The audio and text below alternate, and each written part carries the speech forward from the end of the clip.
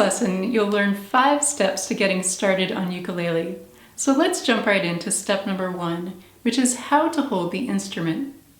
If you're playing right-handed, then you're going to tuck the base of the instrument inside your right elbow. So you can wrap your right arm around the bass, and you want it snug enough that it's held against your body, but not so tight that you're squeezing it. You're going to use your right hand for strumming and for picking individual strings. Your left hand will be used along the fretboard. This is the neck of the instrument, and if you look at it, you'll see that it's divided into increments. These are called frets. So we'll use our left hand to form chords and perhaps also play individual notes for finger picking. If you're playing your instrument held in space without using a strap, then your left hand is generally going to support the instrument at the base of your index finger. This way you can form your chords and slide your hand up and down the neck. If you're playing left-handed, then you'll tuck the instrument inside your left elbow. Your left hand will do the strumming and the finger picking, and your right hand will form the chords and the notes along the fretboard. Now, based on your body type, you may find that you want to hold the instrument a bit lower, a bit out, or a bit higher, and that's okay. One thing you want to keep in mind is that the neck should be pointing up at an angle toward your left shoulder. Now, you may notice in my videos that I'm holding the instrument more parallel to the ground, and that's for the camera angle so that you can see what both of my hands are doing. But when I'm playing at home and I'm not recording, I'm playing with the instrument in this orientation. Another important tip for holding the instrument is to make sure it's facing away from you. So oftentimes beginners, when they first get started, will start pointing the instrument up towards them. They might even put it down on their lap to see what their hands are doing. But this ends up creating really bad habits. So make sure the instrument is facing away from your body. There are 2 more options for holding your ukulele.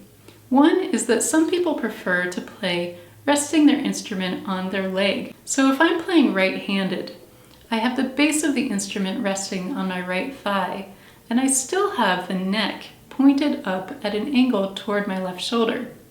Now this frees up my right arm, so I no longer have the bass tucked into my right elbow, and I have more freedom to play. The second option, which I highly recommend, is to get a strap. You can see that I have a strap on my instrument, and it attaches in 2 places. The first is right here at the base of the neck. The other place is at the bottom of the instrument where there's a peg. Now, if you don't have a peg on your instrument, most music shops will install it for you at a minimal fee. Now, the strap will also tuck just behind my right shoulder blade. So I can hold the instrument and I can be hands-free. So when I play using the support of a strap, I still have the instrument tucked inside my right elbow, but I don't have to hold it as tight. Now I have the freedom of moving my right hand and moving my left hand at the same time, and I no longer need to use my left hand to hold the instrument up because it supports itself using the strap. Another bonus of not having to hold the instrument up with our left hand is that we have more freedom of movement with our left wrist. This leads to better ergonomics and properly forming chords and playing notes. Step number 2 is to tune your instrument. You want to tune your strings each time before you play. If your uke is brand new with brand new strings, then it may take several weeks for your strings to stretch out and hold their tune better. This is normal, so don't worry that there's anything wrong with your instrument or anything wrong with your strings. Sometimes it just takes a while for them to stretch. We have 3 main types of tuning.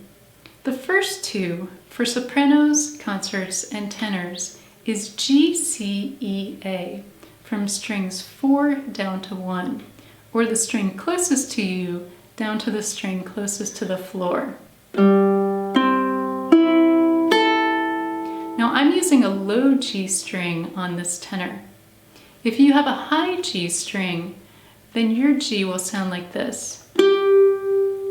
So your strings 4 down to 1 will sound like this. If you're playing a baritone, then your tuning will be D, G, B, E. Now I'll put a link above to my short video on how to tune using a clip-on tuner or using tuning apps. Our next step is how to form chords. Now we'll take a look at a few chords in a minute, but first let's look at some proper form for our left hand.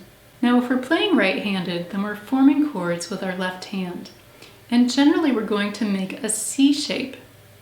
Our thumb is going to go right behind the neck of the instrument, generally right in the center. This is here for support. So we don't want to squeeze too hard. That's going to lead to pain in our thumb, but just a gentle support.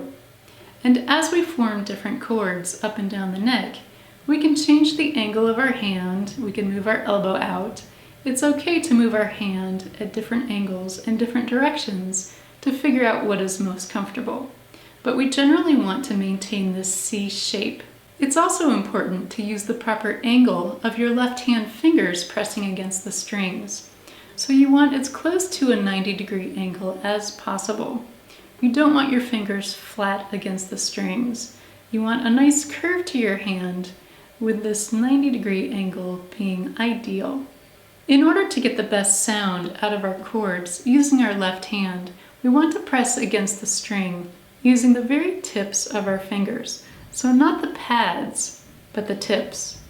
And eventually you'll start to build up calluses on your fingertips. You want to keep your left hand nails nice and short so that you can form these chords. Now the first chord that everyone learns on ukulele is a C chord. This chord is the 3rd fret of the 1st string. So we're looking at the 1st string, the one closest to the floor. This is our A string. And when we look at the first gap here, so we have the 1st fret bar, this is fret number 1, then we can move up to fret number 2, and then fret number 3. Now generally we're playing our C chord with our ring finger. Our next chord is G7. Now this chord uses 3 fingers on our left hand, so it's more difficult than C. I have my index finger on the 1st fret of the 2nd string, my middle finger on the 2nd fret of the 3rd string, and my ring finger on the 2nd fret of the 1st string. Now to go back and forth between C and G7, we can play our C chord and slide our ring finger back to the 2nd fret. Or if you'd like, you can play C with your pinky and then lift it up to play the G7 chord. Alternating between C and G7 is great practice for beginners. Now it may take some time for your fingers to build up the muscle memory to really learn these chords. So at first you may be looking at each finger as you're placing them down, and that's okay. After a while you won't need to stare at them as much. If you want to put these chords into use, I'll put a link above to my lesson on 4 easy 2-chord songs that all use C and G7. Our next step is how to strum. Now generally beginners will strum right over the sound hole. However, the sweet spot of the instrument is actually right here where the body meets the neck. Here we're going to get the best sound out of the instrument. We're going to use our index finger for strumming down and strumming up. And we're going to use our wrist for the rotation and the movement. We're not going to move our arm up and down, but just use our wrist rotation. So you can practice this starting on your C chord, first with just down strums,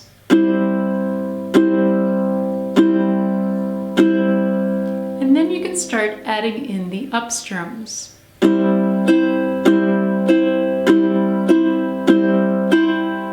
It's helpful to practice this to get the rhythm of your strumming nice and even, with just down strums and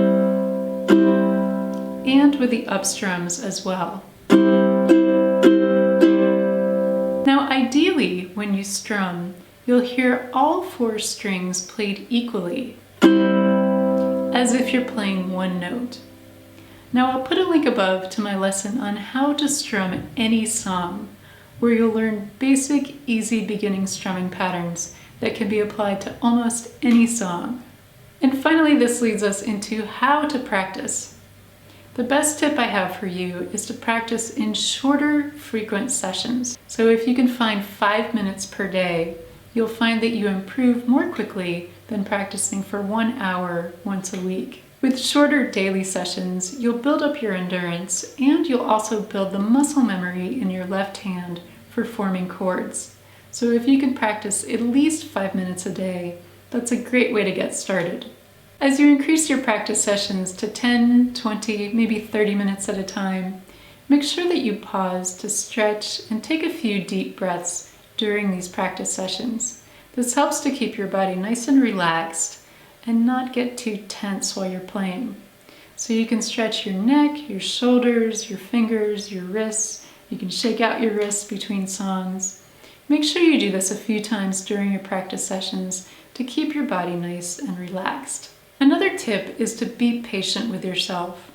Sometimes beginners have unrealistic expectations that after a week they should be able to play hundreds of songs, and it doesn't usually happen quite this quickly.